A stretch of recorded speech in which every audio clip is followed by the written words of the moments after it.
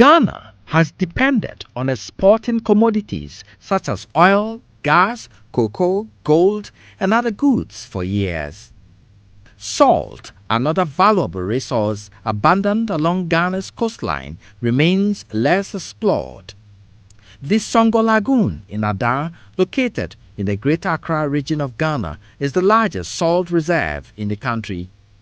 Unfortunately, the country has not been able to fully harness the potential of the salt mine, capable of providing employment opportunities to thousands of Ghanaians. 3 policy plans proposed for the development of salt resources in Ghana couldn't see the light of day. In this documentary, we investigate the reasons behind failed attempts to commercialize the Songor salt mine and the way forward. Under 4 successive regimes in Ghana's history, several companies and a list of individuals have attempted and failed in their quest to industrialize and drive sustainable development of salt at Ada. These failures were not because of a lack of capital. With government's quest to drive sustainable development of salt at Ada, 2 companies, Vacuum Salt and Star Chemicals, were given the lease to operate in the area. Originally, it was about 37 square miles, but later on, government came in and said, well, it was going to share it 3 times, a 3, one for the chiefs again, and then one for Mr. Nate, and then in other words, it was divided into 3 parts. Unfortunately, these 2 companies couldn't survive, and it wasn't because of capital. Then started conflict because the methods used for industrial production conflicted with the traditional methods. Industrial production of salt should always have the lagoon full of brine, completely at loggerheads with the traditional methods, which would mean when the lagoon gets filled, they wait until it dries up, typically towards Hamatan, and then salt is formed in the lagoon, and then they mine it. So, clear case for conflict. Another former managing director of the Minerals Commission, Dr. Peter Claver Aqua, confirms this. Now, if you look at this map, as I have already indicated, it was necessary for the modern technology to move the brine or the seawater from stage to stage, that's sequentially, in order to attain the quality that was wanted and also to increase the yield. But the traditional method required that the seawater will be held, if you like, in the lagoon till it crystallized out. So that was a contradiction in terms of technology.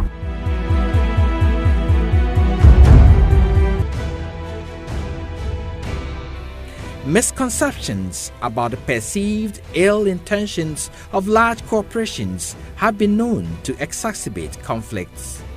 The locals of Ada couldn't be an exception.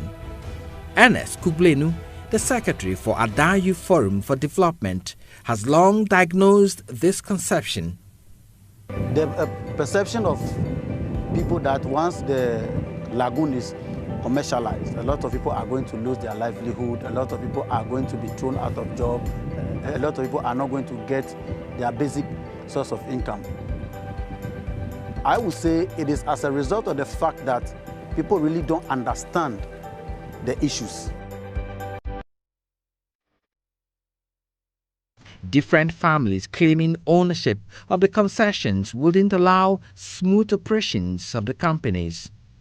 Mr. I found the situation complicated negotiations and investments. So when it came to negotiating with owners of resources, it became even more complicated than in other areas where you just talk to a chief. Imagine an investor coming in with all the necessary implements and whatever to carry on with the project for the success of the people. 80% of our lands are owned by families, tools, and individuals, not Ghana government. Ghana government has between 18 to 20% of the land in this country.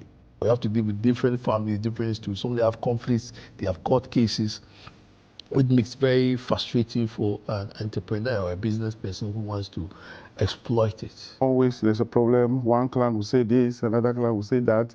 And so investors are always shy to put their money in the Songor. A major impediment to the salt industrialization drive was the deeply rooted belief by locals that the lagoon was their exclusive inheritance, a legacy passed down through generations of salt harvesters. Gabriel Morte, former secretary of the Ada Cooperative Salt Winners Union, affirmed the perception.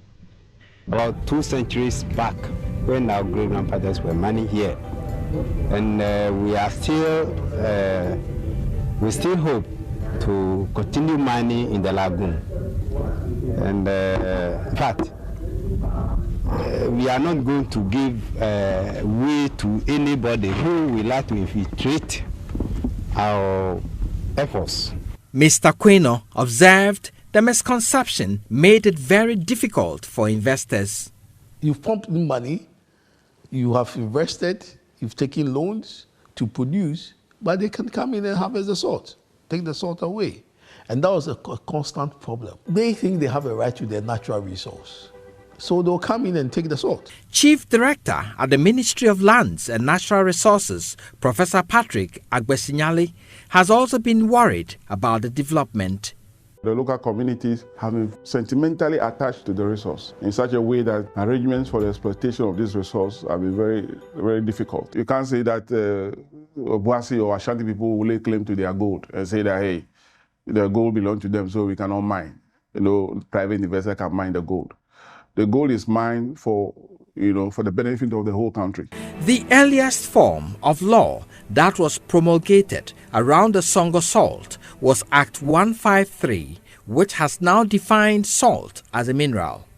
Even though it was a passing reference, it said that governments, apart from the free carried interest it had in all mineral operations, could acquire further interest. For other minerals, it was up to 20%. For salt, it was higher than that, up to 45%. Salt therefore became part of the mineral arsenal of the country. That means the state can more or less acquire the land like it can for gold or other minerals. Songor salt had over 40,000 acres of land, and as with many lands in most parts of the country, there were encroachments. The families that has leased the land to the company were constantly coming back and making demands other than what was legally due to them under the lease that they had granted the company. Mr. Kuglenu also witnessed it. They became so aggressive to the extent that it became a banter between the new or the emerging companies and the locals. People continue to invade the Songor. And then I bought a pan ni alaji keke ame hon tomo no ko ni wocho ajo atawonya ke nwe ba fi tomo community ngo nya ba boni hamo. In 1986, as a result of these confrontations, a woman was accidentally shot by a police officer in her house, an incident which was linked to vacuum salt. Leon Apentin would clarify. The local inhabitants then were starting to interfere in our concession, which we tried to protect. We sought to protect our concession by calling the police at various times in order to keep away the intruders onto our concession. And unfortunately, there was one incident, I think it was 1985-86, where the police were called by management at the site that some local inhabitants were stealing salt from our concession. Nagbamo mie ni security ko itwatu. Tu eni twawo ni shot eni ha ni tu e chomi ni e agbemoko ye esian. That is what actually happened, but it wasn't vacuum salt who killed her or that vacuum salt were harassing people in the area. We rather were creating job opportunities for people in the area and were developing an industry in the area. In response to the disturbances experienced in the late 1980s, the government intervened by establishing the EMISA Commission of Inquiry in 1986 to thoroughly investigate the situation. A Ghanaian technical committee, in collaboration with ESUMAT, a technical team from Cuba, prepared recommendations and devised a master plan culminating in the enactment of PNDC Law 287 in 1992. This legislation nullified all existing mining leases within the Songor Lagoon area and vested the land under the presidency for the benefit of the people of Ada. The Salt Development Project Task Force was formed to manage the affairs and started financing on the 1st of October 1992. During the Kufuor administration, within the framework of the President's Special Initiative on Salt, the land use plan was developed by Ghanaian consultants Kese Tego and Associates. With the aid of Brazilian experts, this initiative aimed to facilitate the industrial production of salt in Ada by proposing the relocation of all communities surrounding the Songor Lagoon. The plan was, however, rejected by the people of Ada. During the Atta Mills administration, extensive consultations were undertaken with the chiefs and clan heads of Ada concerning the engagement of private investors. However, these efforts were hindered by local resistance stemming from concerns about potential disruption to their livelihoods. Furthermore, the Private Enterprise Foundation became involved during this period, providing sponsorship for a national salt strategy, with the salt bill being one of its integral components. President John Mahama largely followed the strategic framework established during the Atta Mills administration, enabling the participation of investors like Aliko Dangote. These three policy plans proposed diverse and sometimes conflicting strategies for the development of salt resources in Ghana, with none being implemented.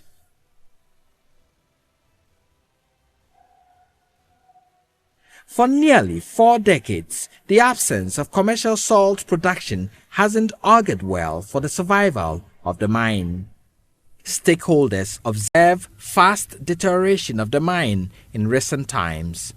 The only thing that has restrained and constrained Ada, Songor, from being what it ought to be, is this community, hurt problems and misunderstanding. Nine akufa the government eba lele wa ninale no akela akwe boni Songor fi keje rolling style na fite Songor. Divisional Queen of the Royal Adibiawe clan, Nana Adiki Manyanyo Adi I is worried. The sad part of it is that the lagoon is spoiling. There was this NGO who came to do some research about the lagoon, and they were like, within the next 5 years, we won't have any lagoon in Ada again. And 3 years is already gone. So we have 2 years to either repair the Songor or lose it forever. According to Nana Adi I, chiefs of the area therefore called on President Akufo-Addo to intervene as the livelihood of the locals were at stake. Authorities led by the 4 Oko clans, who are the allodial owners of the lagoon and its adjoining lands, with the paramount chief, went to the president and pleaded that if possible, he should take the IMC from there and give it to a strategic investor who is one of our own. That person was Dr. Daniel Macaulay, a Ghanaian businessman and philanthropist. He was installed as the development chief of Ada in 2017 with the name Nene Kabu Kurantin I. His company, Electrochem Ghana Limited, specializes in salt and chlorine alkali production. Daniel Macaulay obtained a 15-year lease from local traditional authorities and governmental approval to mine salt in the Ada Songor Lagoon. Divisional Chief of Lomo Biawi, Nene Lomo IV, is happy. This is the first time that a concession is ratified by government, and then the community chiefs or the traditional council has decided to also have their own way by preparing documents and then sign with the investor. The project was officially commissioned by President Akufo-Addo on August 30th, 2023. After many years of disputes, which prevented the exploitation of salt at the site, work has finally started, and salt will be mined on a large commercial scale. With its initial ability to produce some 650,000 metric tons of salt per annum, and expanding its productive capacity to 1 million metric tons this year, and to 2 million metric tons by 2027, at 99.9% purity, the electrical salt mine will be the biggest salt-producing facility in the whole of Africa. Secretary General of the African Continental Free Trade Area Secretariat, Wamkele Mene, talks about the importance of salt industrialization in Africa. When this plant is fully operational, it shall be in a position to export up to 50 million metric tons of salt to the rest of the continent as well as the ECOWAS region. In so doing, this plant will be positioning Africa to positively respond to the challenge of food insecurity, industrialization, and will enable all of us as Africans to say that, and to say so with credibility, that indeed we are seizing the moment that the AFCFTA is presenting to all of us. We shall work together with the McDan Group to ensure that we deploy an appropriately tailored import substitution strategy. The AFCFTA offers a market of 1.3 billion people, with a combined GDP today of 3.4 trillion United States dollars, presenting us with significant opportunities for innovation, job creation, and as we see today, for industrial development. The advent of electrochem in Songor is God sent, and it's a blessing. In fact, so far, this is just about 2 years ago. Electrochem's approach was in four folds: to develop the community and existing lands. Second, develop the existing operations. The third was to develop the engineering part. And then fourth, to go into full-scale production. The place is completely transformed. The kind of technology they've introduced, they are washing salt. If you see their salt, the quality of salt they produce, I mean, very white. They're employing the people from the local area. They have set aside some ponds or helping them to produce their own salt, which they are going to offtake, that is buy them off. So they have a ready buyer. They don't need to look for their buyer, which guarantees them stable income. I think we should be having the largest salt mine in Africa very soon. And people really need to come to terms with the transformations or the changes that are going on and accept that fact that now it's a commercial entity and it is in the hands of government. So it is government who even decide who must go in and who must not go in. The Songor salt mine covers a total land size of 41,000 acres. If the current industrialization drive is sustained, the country stands to produce 10 million metric tons of salt, with an estimated gain of over $2 billion annually. The best way forward would be for us to produce it on commercial basis that can match competitively with other African countries. Those producing crude oil need secure, reliable supply sources. They won't take salt or any input from a source that is not reliable. Ghana should be able to produce that in a couple of months' time. And therefore, we have to scale up to an extent that we will have confidence that if the contract is awarded to a Ghanaian company to supply them the salt for their operations, it will be available as and when or according to order, according to schedule. A number of investors have ventured into pumping money into the Ada salt industrialization drive, though it's considered a high-risk venture plagued by civil strife and demonstrations fueled by vested interests. Big names like Chachu Chikata, P.V. Obin, Aliko Dangote, David Lante of Sidalco, Osei Kwame Despite, Sam Jonah, and Oforisapon all invested in the Ada Salt project but did not succeed. Efforts by the Rollins, Kufuor, Professor Mills, and John Mahama administrations at industrializing the Ada Salt did not succeed. Companies like Vacuum Salt Products Limited, Star Chemicals Industries Limited, and Messrs. Apintin Mensah and Co., Goy Pusam Mining Industries Limited faced stiff opposition and failed to commercialize salt at Ada. As a result, they received varying compensations totaling about 174,186,000 Ghana cedis and an amount of $350,000 from government in 2015 by the John Mahama administration following cancellation of their salt winning licenses. Recently, some problems identified in the collapse of previous companies like Vacuum Salt and Star Chemicals have reared their heads, leading to a parliamentary inquiry. Electrochem Ghana Limited has, however, been given the go-ahead to operate.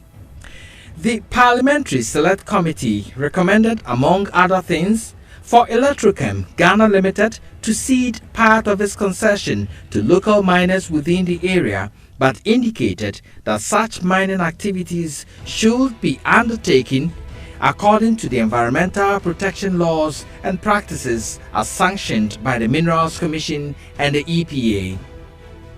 On the 5th of September 2024, Parliament approved the Atachia Committee report on Electrochem. Here is Member of Parliament for Adansia Sukwa, K.T. Hammond, and MP for Aswanse, Muntaka Mubarak, on the floor of Parliament. The Songor area, it's about the only area in the whole of West Africa that is gifted to the extent that it has the deposit of salt that we have. If you see the elaborate things that the company is willing to do to support the livelihood of the indigenous, Mr. Speaker, it is proven, and we've checked. Many of them who are already there are better off under this arrangement than when they were doing the campaign. But Mr. Speaker, the challenge we are having is that there were some people who decided to turn themselves into kingpins, galamseyers. And for them, Mr. Speaker, it is difficult to wake them, because if somebody is pretending to sleep, you cannot easily wake somebody who is pretending to sleep. Chief Executive Officer Dr. Daniel Macaulay notes this. We started doing our corporate responsibility before I even stepped there. When we got there, every community is getting 11 pounds. Even when you total how much they will get out if we are able to finish all the plans for the community, they are making over 988,000 bags from it. It's over 100 million cities as we speak. We are sealing off part of the concession to various groups to also do the assault. And we have offered them an off-take agreement. So immediately finish doing the salt, producing the salt, we are ready to buy from them for them to have value so that we can add value to it also. So as we speak, we're helping the youth, we're helping the women. We putting over 10 million Ghana cedi to give interest-free loan for the women. We're building schools. We are building sports villages. We have started, the first phase is done. We are also offering over 500 to 1,000 scholarship for the people. We employ over 3,000. In addition, every harvest time, we employ over 2,800 people. One person is earning over 2,000 a week during harvest. So we are bringing serious value to the people. I believe that anywhere you reach in terms of mining, there will be some discerning voices, and you have to listen to them. It is very important to listen to them and educate them to look into the future, because we want everybody in Adan to benefit. Though you cannot satisfy every single person on the street, but the benefit is already being realized by the people. I want them to have the ownership mentality. They have to be part of it. They know, they should see that this is their own, and this is what is coming to change the next generation. This is what is coming to change Adan. Already Adan is already changing. The whole place is being, there's value. Now the place is, people give significance to Adan because of electric. It's a very rich place. I really like the people. They are very cooperative. And I think majority of them, over 90% of the people, have seen the future. So they have to be part owners of this project. For 55 years, the Adan salt mine has not been developed. This is the first time an investor has gotten the full support of traditional authorities for the commercialization of the Songor salt. Electrochem Ghana Limited has pumped in investments of $100 million and has plans of listing on the stock exchange. Dr. Daniel Macaulay is Chief Executive Officer of Electrochem Ghana Limited. Currently, we are going on the stock market. And this, everybody coming from Adan will definitely be part of this. We have invested over $120 million into Songor, and we are investing more in terms of technology and skill, in terms of infrastructure. So it hasn't been easy, and somebody must brave it. This is our country, and I stand for Ghana, I stand for the youth. And I want to see this country grow to his maximum. From an artisanal salt mining field of Songor to an industrialized, commercially focused venture, Electrochem hopes to change the fortunes of the people through sustainable employment opportunities, corporate social responsibility initiatives, and a global reputation for Songor Ghana salt. In the next 10 years, I'm looking at us doing over 8 to 10 million metric tons out of Adan. We have to look at scale. We're looking at a bigger scale. This is an industry that can give birth to many industries. I'm just leading.